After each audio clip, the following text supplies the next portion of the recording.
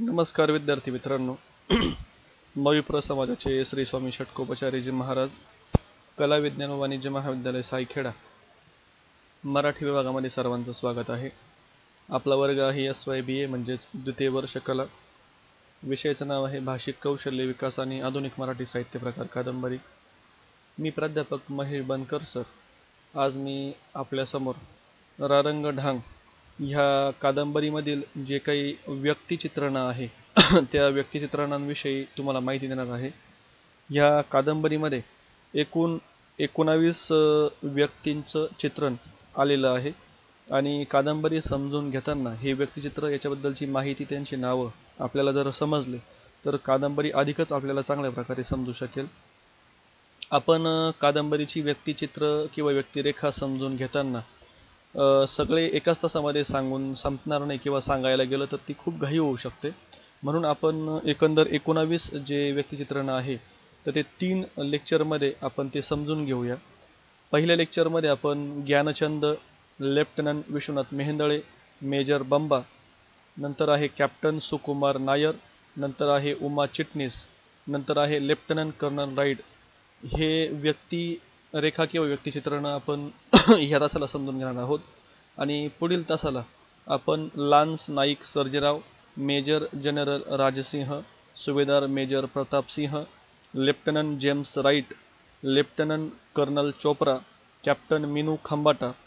त्यानंतरच्या तासाला आपण major Saxena, major general Rajsingh, Bahadur, Govind Raman म्हणजेच चहावाला, नंतर आहे शांताराणी, नंतर आहे राम आणि शेवटचे आहे विश्वनाथचे वडील बाबा. एवढ्या 19 व्यक्तिरेखा ह्या कादंबरीमध्ये आलेली आहे. हे पेज आपण तयार केलेलं आहे. हे तुम्ही सगळं व्यवस्थित जर तुमच्या वहीमध्ये लिहून घेतलं तर तुम्हाला अभ्यासाला आणि परीक्षेला हे खूप महत्त्वाचं आहे मुलांनो. आता आपण व्यक्तिरेखांमध्ये सगळ्यात पहिली जी काही व्यक्तिरेखा आहे तर ती व्यक्तिरेखा म्हणजे ज्ञानचंद. आता ज्ञानचंद बद्दलची आपण थोडीशी माहिती बघूया. ज्ञानचंद हा एक वाहन चालक आहे. म्हणजे तिथं बॉर्डर रोडवरती साहेबांचे वाहन चालवणे त्याचे संवाद हिंदी भाषेतून आलेले आहेत. आपल्या सुभेदार मेजर साहेबांविषयी त्याच्या मनामध्ये नितांत आदर आहे, निष्ठा आहे. आपल्या मृत सुभेदार साहेबांच्या चबुतऱ्यावर 4 फुले वाहून नमस्कार करणारा ज्ञानचंद माणसांच्या अस्तित्वाविषयी, जीवन मृत्यूविषयी काही प्रश्न उपस्थित करतो. त्याचा प्रश्न असा आहे की जब आदमी मर जाता है तो उसका क्या रहता है, आणि तोच त्याच्याविषयी सांगतो की त्याची फक्त यादगारी राहते. युद्ध सीमेवरती लढताना हातात बंदूक आहे, तो तरी मारले किंवा आपण मरू, पण रोजच लढाई असेल आणि निसर्गाविषयी जर लढाई असेल तर तसं नक्की काय करायचं याच्याविषयी त्याला खूप प्रश्न पडलेले आहे. तो स्वतःचे काम खूप मन लावून करतो. आणि ज्ञानचंद म्हणजे थोडंसं एक वेगळ्या धाटणीचा, एक विचारसरणीचा माणूस आहे. त्याला एक स्मरण चांगल्या प्रकारे आहे. जेव्हा स्लायडिंग झाली तर एक अपघातामध्ये ज्ञानचंद खूप बदलून जातो आणि त्या सगळ्या त्याला गोष्टी पूर्वीच्या सगळ्या आठवतात. म्हणजे त्या स्लायडिंगमध्ये माइलस्टोन 76 या ठिकाणी ती स्लायडिंग झाली होती. त्यावेळी ज्ञानचंद आणि करतार सिंग या ठिकाणी गाडी घेऊन उभे होते. ज्ञानचंदच्या गाडीवरती दगड आदळल्याने त्याचे डोकं गाडीच्या वरच्या लोखंडी छतावर आदळलं आणि त्याच्यामुळे त्याला जबरदस्त मार लागून तो बेशुद्ध पडला होता. आणि त्यावेळेपासून त्याच्या मनामध्ये मरण आणि जीवन याच्याविषयीची एक थोडीशी भीती बसलेली आहे. पण जरी ती भीती आहे तरी पण तो कुठल्याही कामामध्ये कामचुकारपणा करत नाही, किंवा आता आपल्याला काही अडीअडचण येईल तर काय करायचं या भीतीने तो कामामध्ये कुठल्याच प्रकारची कसूर करत नाही. अशा प्रकारचा ज्ञानचंद आणि त्याचा संवाद, त्याचं वागणं बोलणं कादंबरीमध्ये दाखवलेलं आहे. एकंदर एक चांगल्या प्रकारचं कार्यकर्तृत्व असणारा हा ज्ञानचंद कादंबरीमध्ये रेखाटलेला आपल्याला दिसतो. दुसरे आहेत ते म्हणजे कादंबरीमधील नायक लेफ्टनंट विश्वास मेहेंदळे. हे तरुण आहेत आणि तरुण असलेले विश्वनाथ यांच्याबद्दलची एक वेगळीच छाप या कादंबरीमध्ये पडते.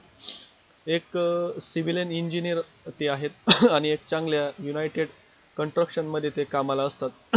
मात्र एवढी चांगली सुखसोयींनी युक्त असलेली नोकरी सोडून ते आर्मीच्या बॉर्डर रोडचे काम करण्यासाठी हिमालयात रस्ते बांधण्यासाठी ते जातात.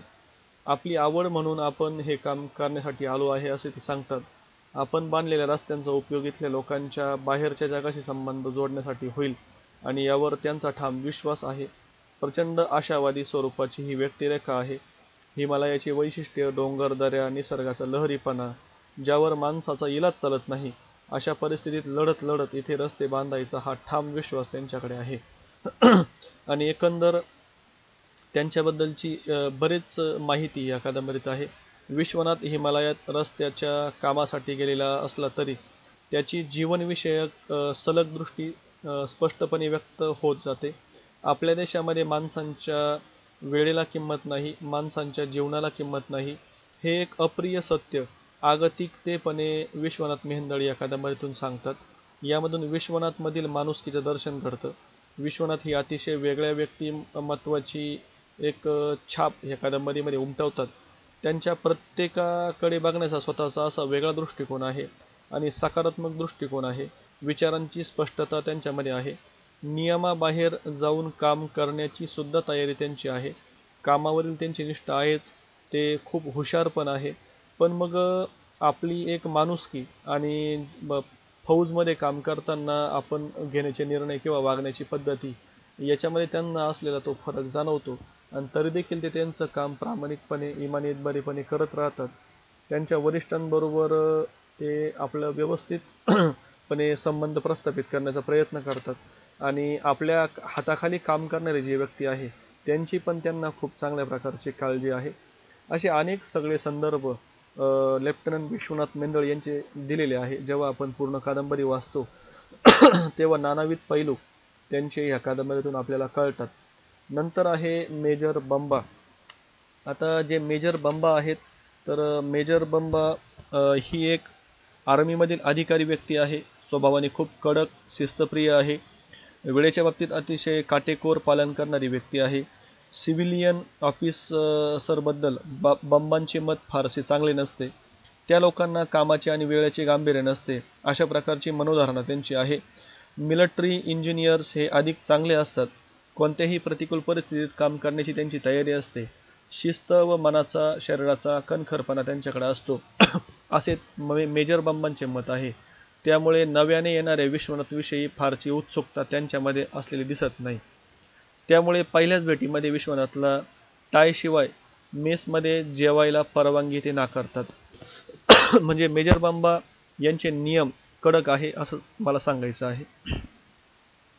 मेजर बंबा यांची निरीक्षण शक्ती चपखल आहे. सैन्यातील अधिकाऱ्यांचा तो एक महत्त्वाचा गुण असतो. प्रत्येक गोष्टीकडे बारकाईने बघण्याची त्यांची नजर सैनिकांकडे असायला हवी हा त्यांचा दंडक आहे, हा त्यांचा नियम आहे. स्वतःच्या अधिकाऱ्यांचा मेजर बंबा प्रचंड प्रमाणामध्ये अधिकार गाजवतात आणि त्याचे अवघड ओझे इतरांच्या मनावरती बरेच बसते.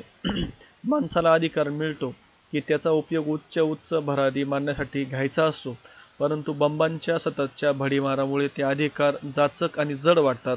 बंबांच्या या शिस्तीमुळे बरेच जण भरडून निघतात, मात्र त्यांनी आपल्या वागण्यात कोणताही बदल स्वीकारलेला नाही. उलट घोड्याच्या मागून आणि अधिकाऱ्याच्या पुढून जाणं शक्यतो टाळावं अशा प्रकारचे उपदेशच ते इतरांना करत राहतात.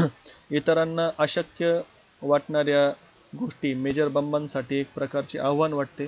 अशा वेळी ते प्रयत्नांची पराकाष्ठा करीत ते काम पूर्ण करताना दिसतात. एकूणच मेजर बंबा म्हणजे एक अधिकारी व्यक्ती सगळ्यांची आहे. कडक स्वभावाचे आणि माणुसकी इतर गोष्टी किंवा काही याला ते जास्त थारा देत नाही. ते शिस्तीला आणि नियमांना जास्त थारा देतात. अशा प्रकारची स्वभाव वैशिष्ट्य त्यांचे दिलेले आहे.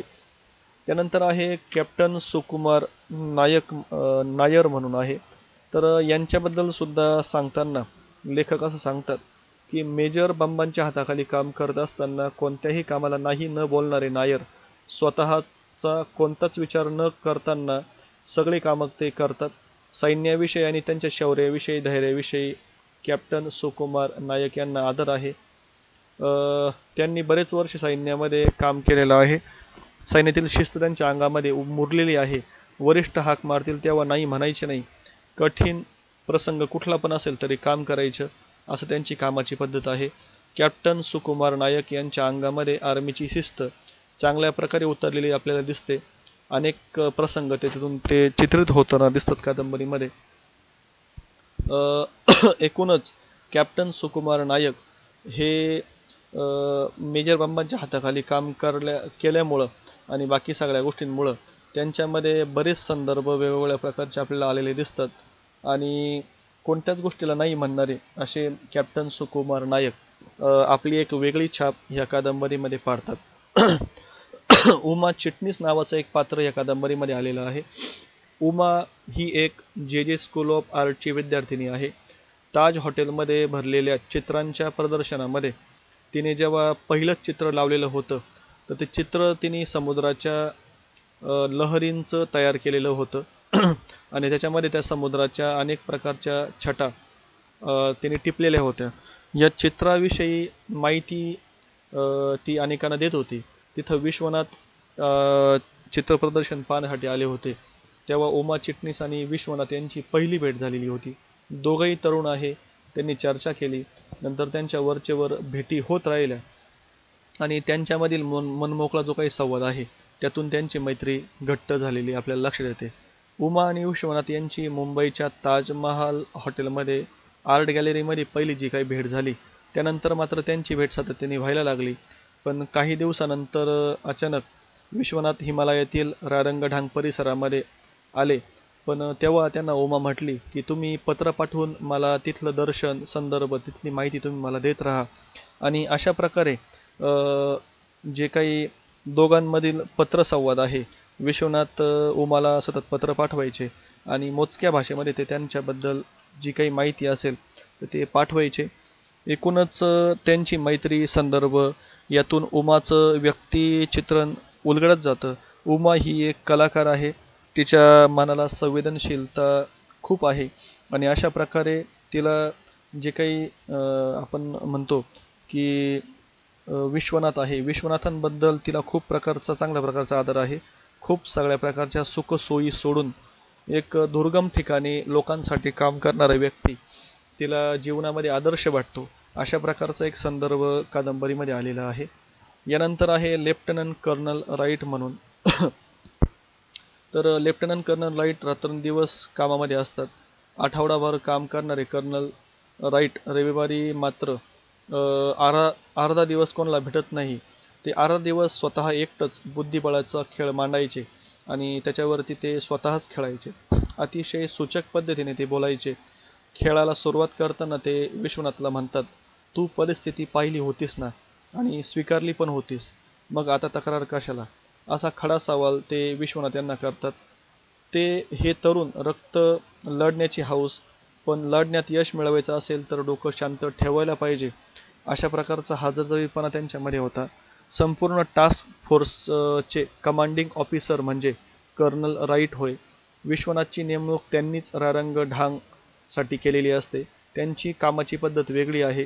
ज्या गोष्टींना इलाज नसतो त्या तशाच स्वीकाराव्या लागतात, हे त्यांचं तत्त्व. कर्नल राईट हे मेजर बंबांच्या वरचे कर्नल असून ते दूरदृष्टे असल्याचे बघायला मिळते. पुढचे काम पूर्ण होण्यासाठी मागे वळून आजवर काय घडते याचा आढावा घ्यावा लागतो.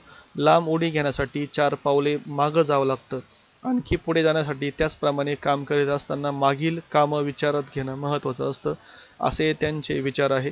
त्यांना विश्वनाथ मेहेंदळे यांच्याविषयी कौतूहल आहे, कारण विश्वास मेहेंदळे हे 24 वर्षाचे तरुण मुंबईमधील नोकरी सोडून इथं हिमालयामध्ये रस्ते बांधण्याच्या कामासाठी आले आणि सिव्हिलियन आणि आर्मी याच्यामधला नक्की फरक काय, तर ते विश्वनाथ मेहेंदळे यांना लेफ्टनंट कर्नल राईट कायम समजून सांगायचे.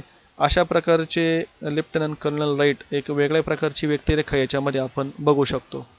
अशा प्रकारे मोजक्या पद्धतीने आपण एक आजच्या तासाला 6 प्रकारचे व्यक्तिरेखा यांच्याबद्दल थोडी थोडी माहिती घेतली किंवा त्यांना समजून घेण्याचा प्रयत्न केला.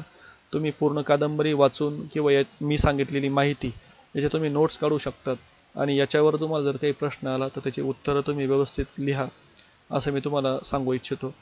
इथं सध्या आपण थांबून घेऊया. सगळ्यांना धन्यवाद. पुढील तासामध्ये आपण पुढच्या काही व्यक्तिरेखांचा अभ्यास करणार आहोत.